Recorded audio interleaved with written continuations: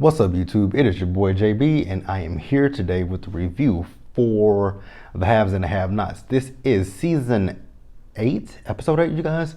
The mid-season finale, episode titled A Showdown. There wasn't really a showdown in this episode.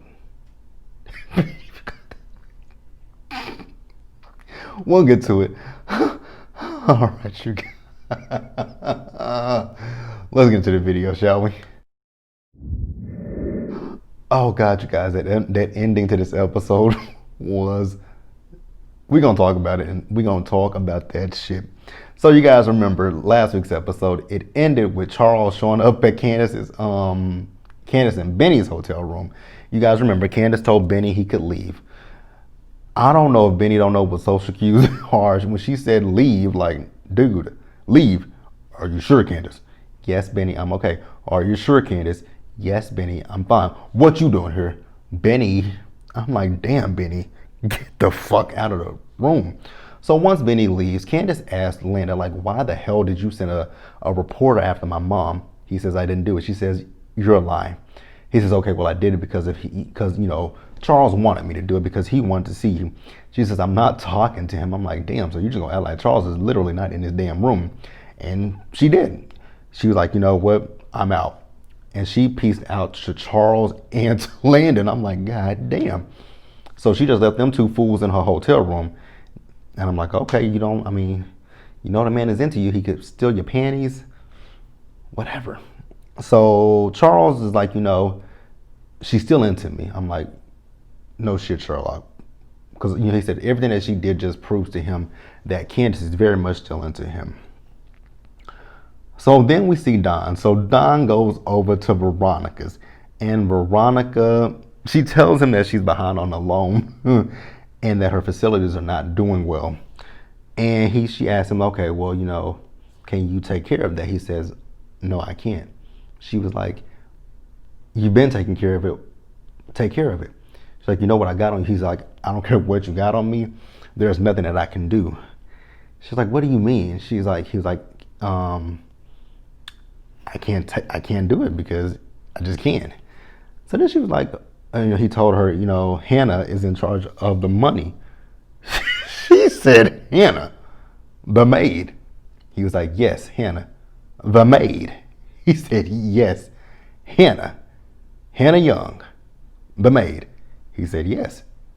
So you telling me that dumb bitch put Hannah, the maid, in charge of her estate? He was like, yes. It was her. I was just happy to see her face, because I mean, she was in disbelief that the maid Hannah is in charge of Catherine's money. So now she's wondering about the loan, the original loan agreement. Where is it? Can he get it? He says, I don't know where it is. She says, it's probably in her bedroom. He says, well, I can't get it. She says, you know what, don't worry about it. I'll get it. You can go. But again, the maid, Hannah. He was like, yep, the maid. That was funny as fuck to me. Let's move on. All right, you guys. Now, if somebody can clarify this in the comment section for me, because I was a little confused. So was Benny meeting, because we see Benny and Rihanna. Did they go look at a house? Was that what Benny was? Oh, yeah, she did. I think she gave him some houses to look at. Think. Correct me in the comment section. So they talking back and forth. With this one, it was just it was a bunch of back and forth repetitiveness with Benny and Rihanna. Because for a minute I thought he was gonna ask her on a date, but he didn't. She said she keeps it professional, but then they kept going back and forth. He was talking about her crying. She said it was allergies. It was just like, okay, I don't understand why we need this scene, but it was all right. It wasn't like one of those scenes that actually annoys me. It was just like, why are we going back and forth? But okay. So then he sees a photo of Rihanna's mom. She said her mom passed away 3 years ago in a car accident, in a car wreck. And she was like, you know, she and her mom had argued about her ex-boyfriend. I was like, oh, Sandy Hum. I wonder if the Malones killed her. Interesting. Oh God, Madison. You know what? For once, Madison and Jeffrey didn't annoy me in this episode. Neither did Justin. They didn't annoy me. They didn't annoy me in this episode. This is the first time in I don't know how many weeks that they did not annoy me. But Madison comes home from work. Jeffrey tells him he missed him. Actually, you know what? I'm about to lie. I was lying. Madison did annoy me just a little bit because when Jeffrey said he missed him and he think that they should go out to dinner, Madison keeps asking him, why? Where's Colby? What did that bitch say to you? Where's Colby? Did that bitch say something to you? Where's Colby? Did that bitch say something? It's just like, dude, he just told you he missed you. He just said, let's go out to a movie and dinner. That way we can get to know each other better. If Colby said anything, obviously it wasn't anything bad. This dude is telling you, let's go out to dinner and a movie and get to, and have, talk to each other and get to know each other. Obviously it's nothing bad. I was sitting there confused as hell, like, what the fuck? You keep asking him, oh God. But yeah, Jeffrey says he wants to talk to him about, he wants to talk about his dad, Madison's family, XYZ, blah, blah, blah. So then Jeffrey asks, Madison, what's up with Colby? Like, is he on a dating app? I'm like, you can call it that. He's an escort. And Jeffrey asked him, is he an escort? And he was like, don't judge him. Nah, ain't nobody judging him. Not really. Let's move on. All right, you guys. So next we see Benny. So Benny called Hannah. And, I'm guessing this is, just because of the conversation that he had with Rihanna. He just, is feeling some type of way. So he's telling Hannah that he loves her and that he misses her. And it's just kind of hard for him, them not talking all, every day. She's like, well, shit, the reason that we don't talk every day is because of you and your sister. And she tells him, like, you need to give that man his money back. He was like, no. And, she would just, now the thing is, Hannah wants to, I don't like the fact that Hannah always places the blame on Candace.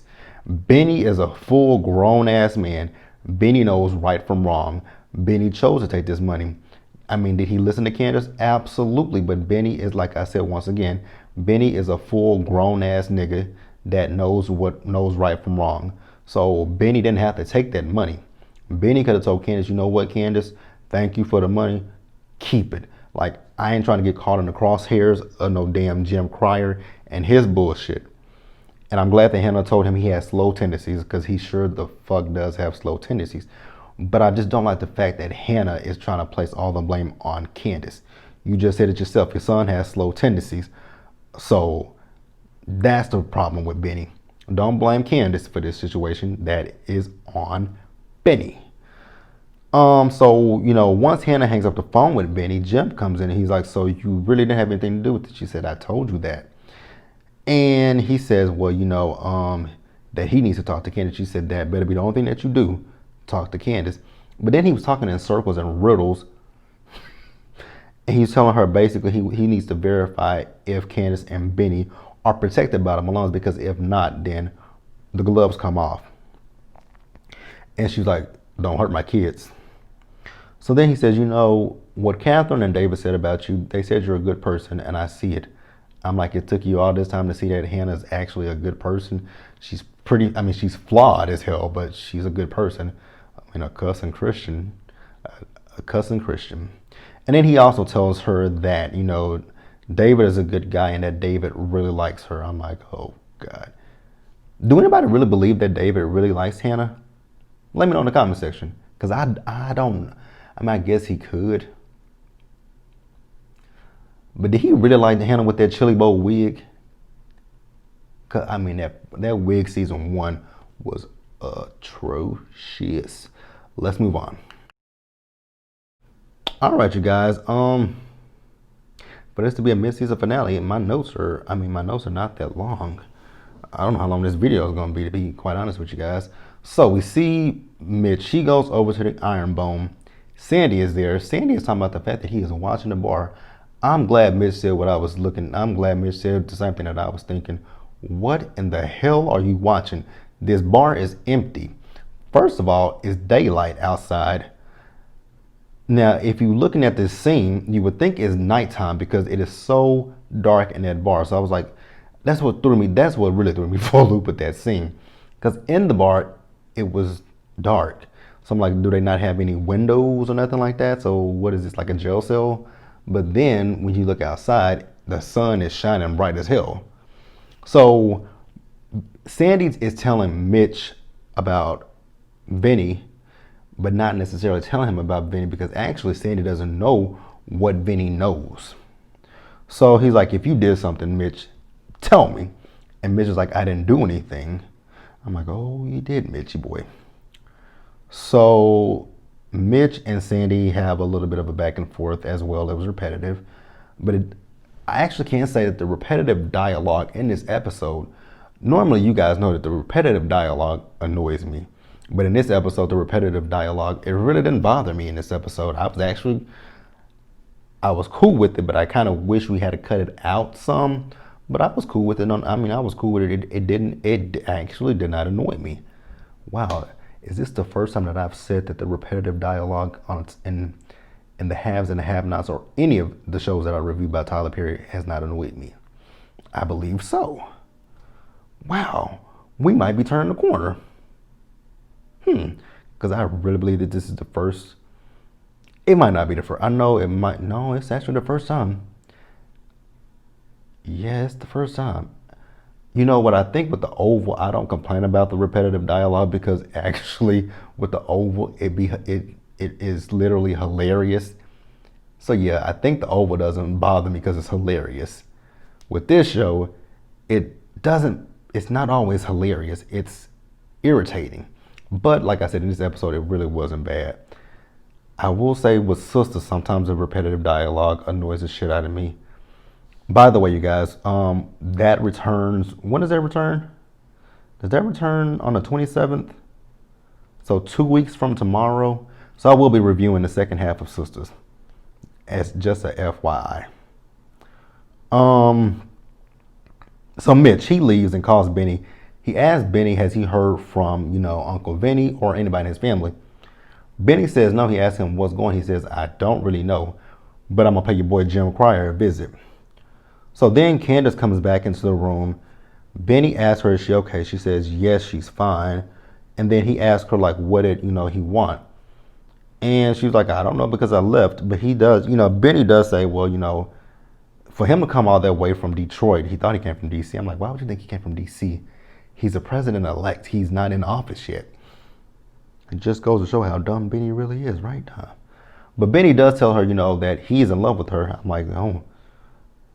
That's the one smart thing this dude has said in, I don't know, in ever.